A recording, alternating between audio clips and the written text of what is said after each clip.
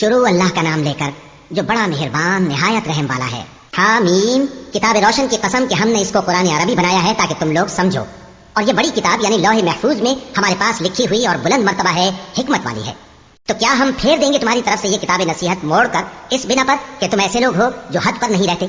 اور ہم نے پہلے لوگوں میں بھی بہت سے پیغمبر بھیجے تھے، اور جو پیغمبر بھی ان کے پاس آتا تھا تو وہ اس سے ضرور تمسخر کرتے تھے، تو جو ان میں سخت زور والے تھے ان کو ہم نے ہلاک کر دیا، اور پہلے لوگوں کی حالت گزر چکی۔ اور اگر تم ان سے پوچھو کہ آسمانوں اور زمین کو کس نے پیدا کیا ہے تو کہہ دیں گے کہ ان کو غالب اور علم والے اللہ نے پیدا کیا ہے، جس نے تمہارے لیے زمین کو بچھونا بنایا اور اس میں تمہارے لیے رستے بنائے تاکہ تم راہ راست پر چلو، اور جس نے ایک اندازے کے ساتھ آسمان سے پانی نازل کیا، پھر ہم نے اس سے مردہ زمین کو زندہ کیا، اسی طرح تم زمین سے نکالے جاؤ گے۔ اور وہی ہے جس نے سب چیزوں کے جوڑے بنائے اور تمہارے لیے کشتیاں اور چوپائے بنائے جن پر تم سوار ہوتے ہو تاکہ تم ان کی پیٹھ پر چڑھ بیٹھو، اور جب اس پر بیٹھ جاؤ پھر اپنے پروردگار کے احسان کو یاد کرو اور کہو کہ وہ ذات پاک ہے جس نے اس کو ہمارے زیر فرمان کر دیا اور ہم میں طاقت نہیں تھی کہ اس کو بس میں کر لیتے، اور ہم اپنے پروردگار کی طرف لوٹ کر جانے والے ہیں۔ اور انہوں نے اس کے بندوں میں سے اس کے لیے اولاد مقرر کی، بے شک انسان سراسر ناشکرا ہے۔ کیا اس نے اپنی مخلوقات میں سے خود تو بیٹیاں لیں اور تم کو چن کر بیٹے دے دیے؟ حالانکہ جب ان میں سے کسی کو اس ہستی کی یعنی لڑکی کی خوشخبری دی جاتی ہے جو انہوں نے اللہ کے لیے بیان کی ہے تو اس کا چہرہ سیاہ پڑ جاتا ہے اور وہ اندر ہی اندر گھٹنے لگتا ہے۔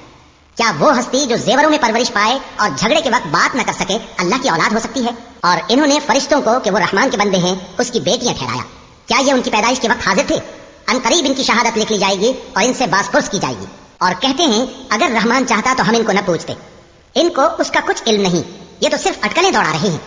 یا ہم نے ان کو اس سے پہلے کوئی کتاب دی تھی کہ یہ اس سے استدلال کرتے ہوں؟ بلکہ کہنے لگے کہ ہم نے اپنے باپ دادا کو ایک طریقے پر پایا ہے اور ہم انہی کے قدم بقدم چل رہے ہیں، اور اسی طرح ہم نے تم سے پہلے کسی بستی میں کوئی خبردار کرنے والا نہیں بھیجا مگر وہاں کے خوشحال لوگوں نے کہا کہ ہم نے اپنے باپ دادا کو ایک راہ پر پایا ہے اور ہم قدم بقدم انہی کے پیچھے چلتے ہیں۔ پیغمبر نے کہا اگرچہ میں تمہارے پاس ایسا دین لایا ہوں کہ جس رستے پر تم نے اپنے باپ دادا کو پایا وہ اس سے کہیں زیادہ سیدھا رستہ دکھاتا ہو، تو کہنے لگے کہ جو دین تم دے کر بھیجے گئے ہو ہم اس کو نہیں ماننے کے، تو ہم نے ان سے انتقام لیا، سو دیکھ لو کہ جھٹلانے والوں کا انجام کیسا ہوا۔ اور جب ابراہیم نے اپنے باپ اور اپنی قوم سے کہا کہ جن چیزوں کو تم پوچھتے ہو میں ان سے بیزار ہوں، ہاں جس نے مجھ کو پیدا کیا وہی مجھے سیدھے رستے پر لے چلے گا، اور یہی بات وہ اپنے بعد اپنی اولاد میں چھوڑ گئے تاکہ وہ اللہ کی طرف رجوع رہیں۔ بات یہ ہے کہ میں ان کفار کو اور ان کے باپ دادا کو مال و متاع دیتا رہا یہاں تک کہ ان کے پاس حق اور صاف صاف بیان کرنے والا پیغمبر آ پہنچا، اور جب ان کے پاس حق یعنی قرآن آیا تو کہنے لگے کہ یہ تو جادو ہے اور ہم اس کو نہیں ماننے کے، اور یہ بھی کہنے لگے کہ یہ قرآن ان دونوں بستیوں یعنی مکے اور طائف میں سے کسی بڑے آدمی پر کیوں نازل نہ کیا گیا؟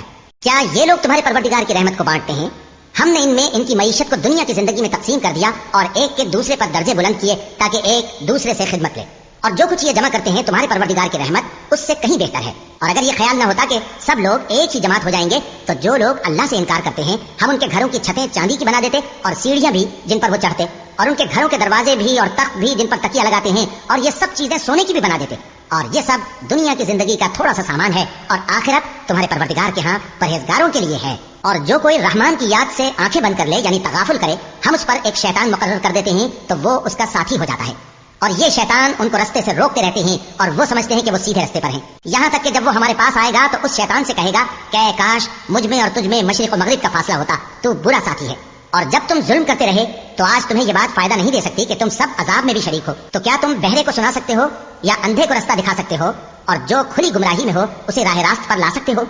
پھر اے پیغمبر اگر ہم تم کو وفات دے کر اٹھا لیں تو بھی ان لوگوں سے تو ہم انتقام لے کر رہیں گے، یا تمہاری زندگی ہی میں تمہیں وہ عذاب دکھا دیں گے جس کا ہم نے ان سے وعدہ کیا ہے، کیونکہ ہم ان پر قابو رکھتے ہیں۔ بس تمہاری طرف جو وحی کی گئی ہے اس پر مضبوطی سے جمے رہو، بے شک تم سیدھے رستے پر ہو، اور یہ قرآن تمہارے لیے اور تمہاری قوم کے لیے نصیحت ہے، اور لوگوں تم سے ضرور عنقریب پرسش ہوگی۔ اور اے نبی جو اپنے پیغمبر ہم نے تم سے پہلے بھیجے ہیں ان کے احوال دریافت کر لو کہ کیا ہم نے رحمان کے سوا اور معبود ٹھہرائے تھے کہ ان کی عبادت کی جائے؟ اور ہم نے موسیٰ کو اپنی نشانیاں دے کر فرعون اور اس کے درباریوں کی طرف بھیجا تو انہوں نے کہا کہ میں پروردگار عالم کا بھیجا ہوا ہوں، پھر جب وہ ان کے پاس ہماری نشانیاں لے کر آئے تو وہ ان نشانیوں پر ہنسنے لگے،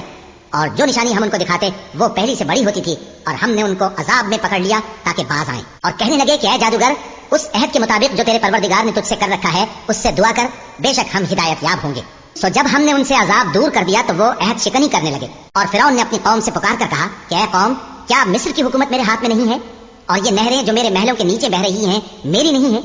کیا تم دیکھتے نہیں؟ بے شک میں اس شخص سے جو کچھ عزت نہیں رکھتا اور صاف گفتگو بھی نہیں کر سکتا کہیں بہتر ہوں۔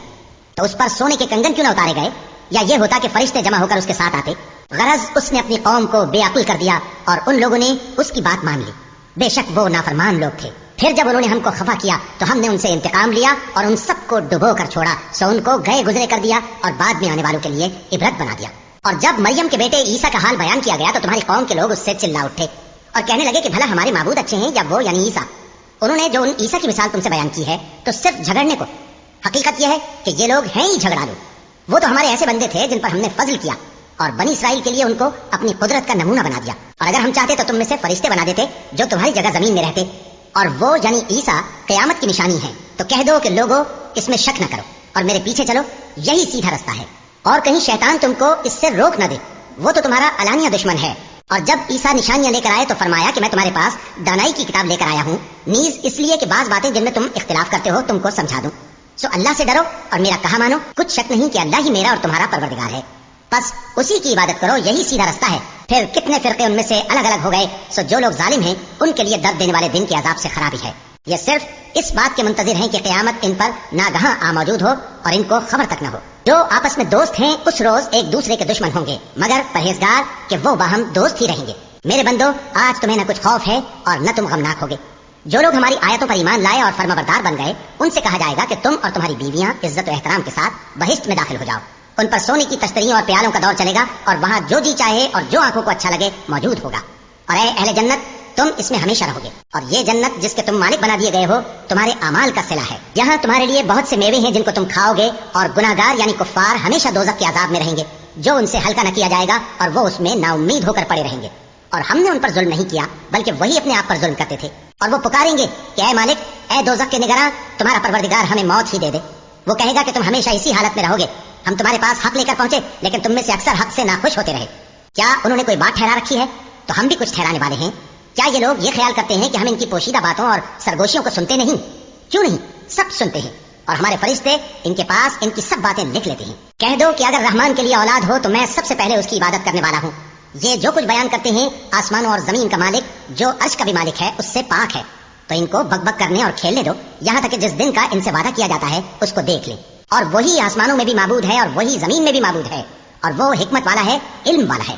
اور وہ بہت بابرکت ہے جس کے لیے آسمانوں اور زمین اور جو کچھ ان دونوں میں ہے سب کی حکومت ہے، اور اسی کو قیامت کا علم ہے اور اسی کی طرف تم لوٹ کر جاؤ گے۔ اور جن کو یہ لوگ اللہ کے سوا پکارتے ہیں وہ تو سفارش کا کچھ اختیار نہیں رکھتے، ہاں جو علم و یقین کے ساتھ حق کی گواہی دیں وہ سفارش کر سکتے ہیں۔ اور اگر تم ان سے پوچھو کہ ان کو کس نے پیدا کیا ہے تو کہہ دیں گے کہ اللہ نے،